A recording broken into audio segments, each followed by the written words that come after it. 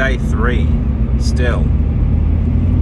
So this morning I made the decision to put the conversion, doing it myself, in the too hard basket. I'm going to sell the Power FC, which, let's be honest, it's older technology. There's nothing wrong with the fuel management side of things. You know, it's not like a Microtech, which is like trying to run your engine off a Tamagotchi versus, you know, a Link or a Haltech. So the Link ECU I'm going to go with is called a Fury, but the difference is with a lot of these new ECUs, so the Link Fury is comparable to a Haltech 2500, and they have a lot of new features, modern features. So what is it called? 2-step rev limit. So I really don't understand what that's for, except for maybe revving the shit out of your engine and you know, it making all cracking, popping noises, like a you know, like a supercar or something like that. I mean, I guess it looks cool on the internet in a video, but then useful features like launch control. If you you know, if you want to race a WRX off the lights, or some cunt in his Maloo, you could do that. They've got boost control. What I'm going to do, and this is most of the reason why, you can buy the ECU and just buy a blank loom with nothing on it. Then you buy the connectors and you crimp them all on yourself, or you can get an existing factory loom and you can cut all the connectors off with a little bit of wire, a little pigtail of wire on there, and then you can wire it up that way. So I'm going to go with Whitey's wiring. A guy I know, Addo, was building this BMW, and he had Sam at Whitey's Wiring do the build the loom and wire up the engine, wire up the car, and it is top notch. He doesn't use the flying loom, which is the blank loom that the ECU comes with. He just buys the plug and then he pins the plug himself. The reason he does that is he uses, maybe the brand name is Tefzel, maybe that's a standard, I don't know, but he uses this really, really good wiring. Everything's just mint. It just looks so professional, and it's also a, you know, I'll stick the car on the back of a truck, get it sent over there, tell him what I want, give him some money, and Bob's your uncle. And it wasn't that expensive either. After having my Corolla with the worst backyard wiring, but the hardest part that I was finding was, how the heck do I incorporate it into the existing wiring for the car when, you know, I have no idea what anything does. I just remembered why I was going to make this video, or this part of the video, and I've got a bunch of stuff that I have to get done now before I can even take the car there. I asked Sam, you know, what sort of progress does the car need to have, and he said basically, look, we just need to be able to run it for 30 seconds, so you don't need cooling, you don't need intercooling, etc, etc. But what that means for me is I have to have the engine in, I have to have the fuel plumbed up. I'm gonna go with having the ECU control the boost. I had to buy a separate solenoid. Even Sam said, look, just buy one on eBay. It's a Mac 3-port solenoid. It wasn't expensive. You know, one from Link was $150. I think this was $60 for a genuine one on eBay. You probably can get fake ones. Don't buy a fake one. Just buy a genuine one. And yeah, that's about it, really. All right, so it's been a week or two since I shot the first couple of videos. When we last left off, I got the shits with how different the wiring is in the diesel, and that there was no way that the conversion was going to be plug in and play. Everybody who I've spoken to got JZX wiring and replaced the dash loom, and I think both engine room looms. So one runs that way. I'm sitting in the front seat right now. One runs that way down the front into the guard, and then the other one has a sort of a little box down the left hand side, and that runs down the passenger side. So going with a Link Fury, you could use a lesser ECU, and the reason I went the Fury is it's got six ignition outputs. If I went something like a Storm, which only has 4, I would have to pair them in batch firing.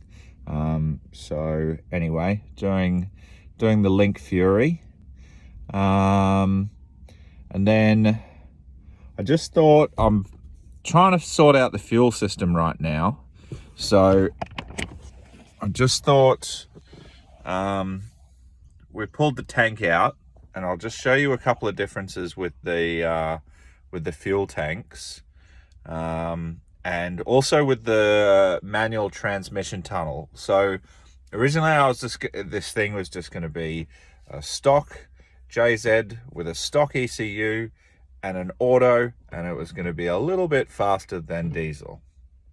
Things got out of hand. Now it's a full standalone Greddy manifold, single GT3076 turbo, R154 manual, etc. Anyway, here is the transmission tunnel. And this part here is for the auto.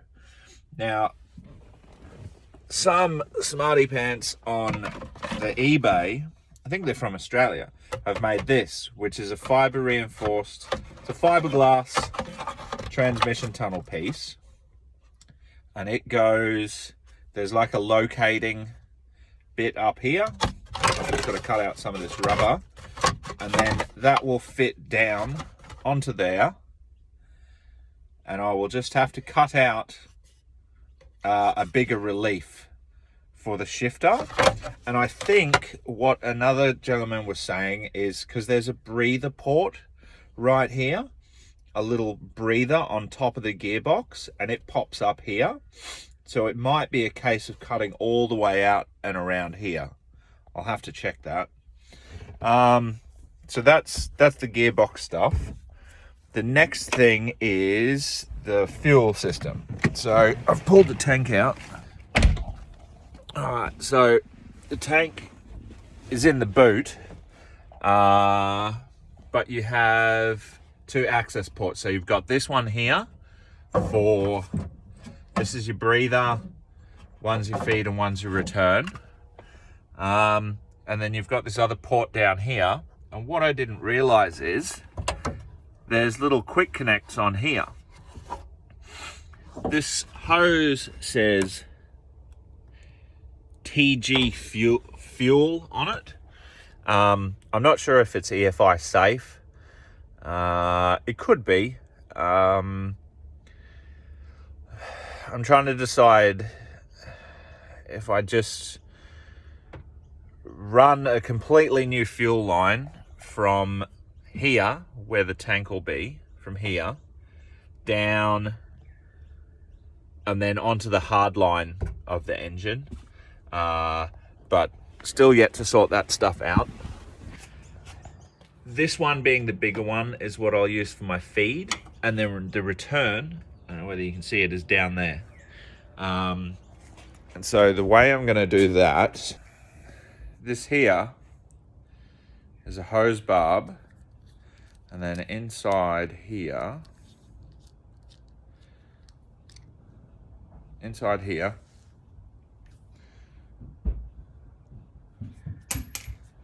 there's an olive. See that? Olive. There you go. Okay, so the olive goes inside there. It slides over onto the metal fuel line and makes it a barb. And then the barb goes onto our EFI fuel hose, and Bob's your uncle. Got all sorts of various fittings. So what I did was I went down to the local hose shop with this. This is a fuel filter, I have since learned. So I could get things like this bolt here, this banjo here, and this guy here to a barb. The information I needed was what size metal line I was going from. So what size metal line I was using, and also what size hose I was going to use. It's usually in, I mean, I measured it in millimeters and then spoke to the hose guy, and we decided it was probably in inches. So I think, I don't even remember what sizes they were, but you'll figure it out. Okay, down here we've got, this is the diesel tank. So here's the 3 connectors that quick connect in that top window. And then, so it's got this little metal line that comes up here for the breather. I presume that's the feed, the bigger one. And then the smaller one's the return.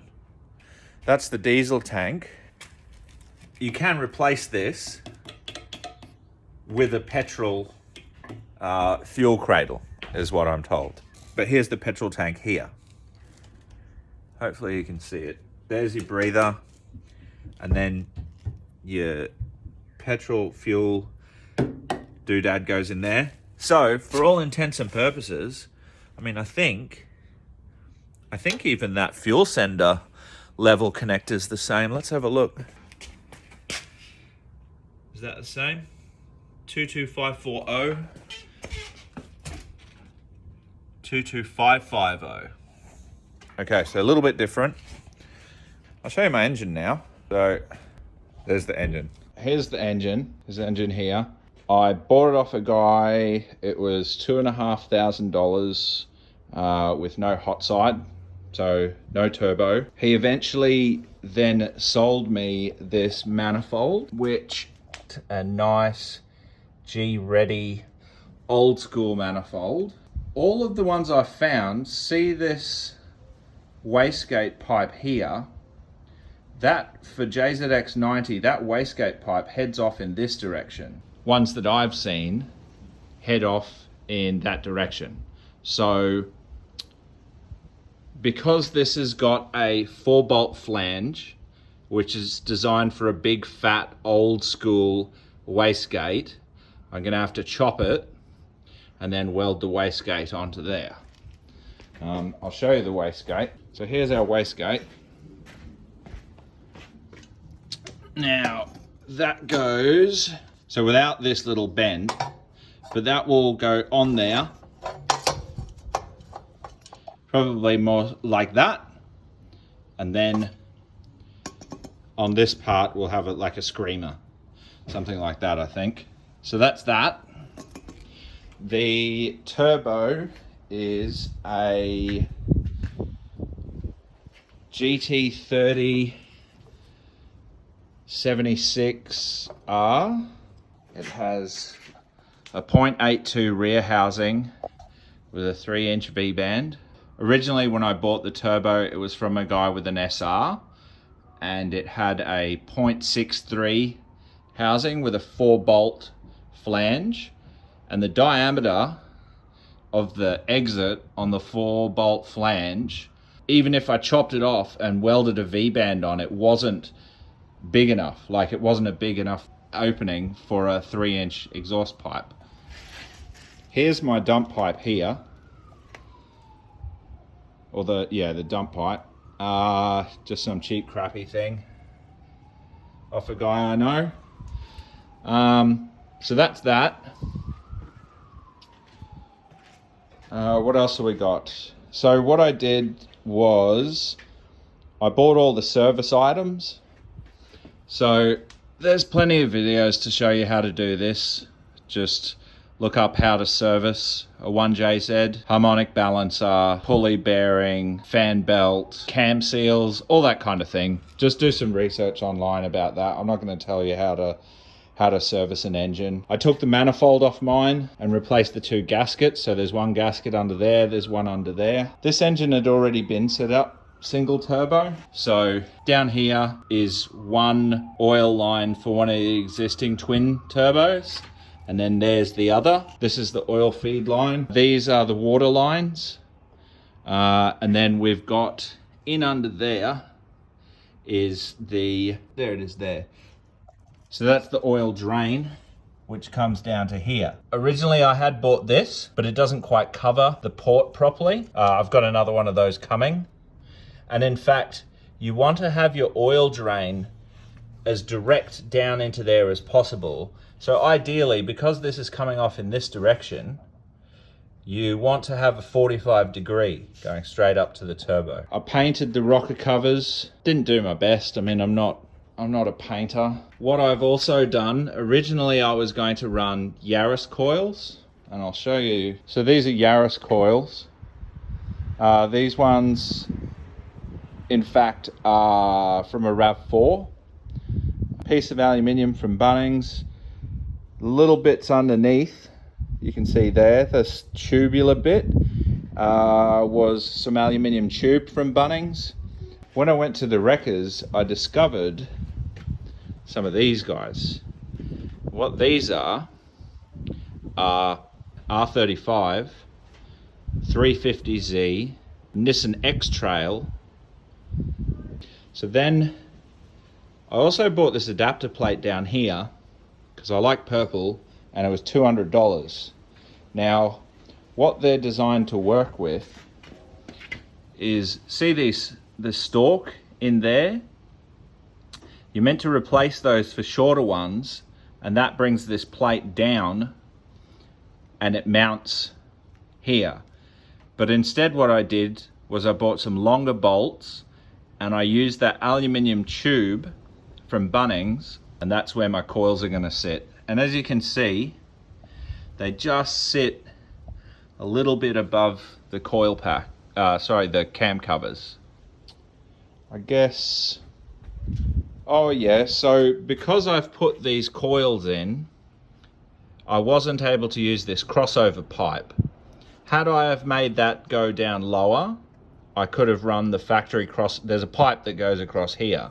What I've done is I've blocked it off both sides, and I've got my mate offered to weld on an AN10 fitting, and that is going to go to the intake just here.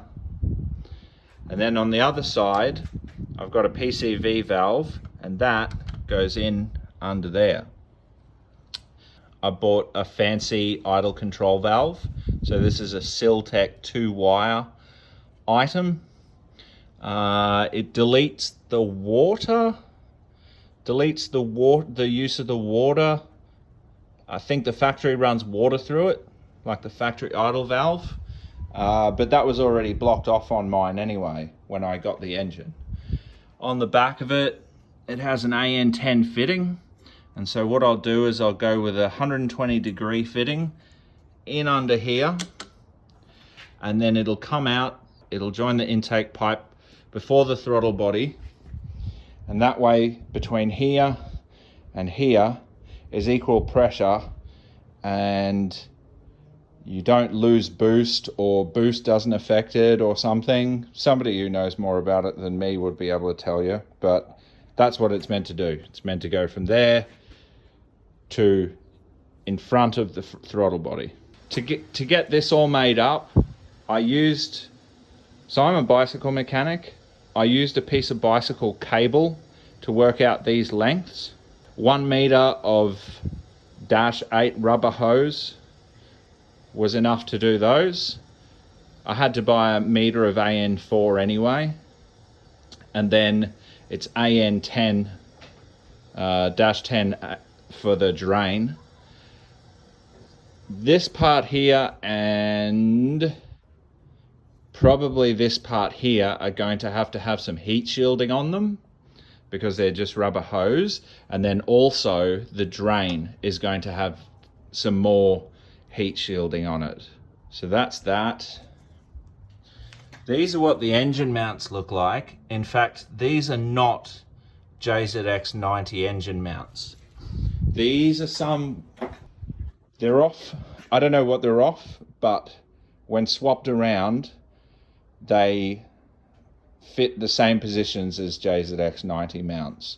The reason I know that is I bought a pair of JZX90 mounts, and then I sold them before testing where these should go. So here's my fuel junk. Can't remember what I got that for. Okay, this is the fuel pressure regulator. We'll go remote mounted, so that'll go in the engine bay somewhere. Those fittings that are on there are not correct. They're off something else, but I bought new fittings. This is the fuel hose that I bought from NZ. So that must be, I think it's 1/4 inch. I can't remember. Oh, it'll say on it. There we go. 3/8, 9.5. What's this guy? 5/16. All right, and here's my fuel filter. So this part here was bolted to the back of the fuel rail.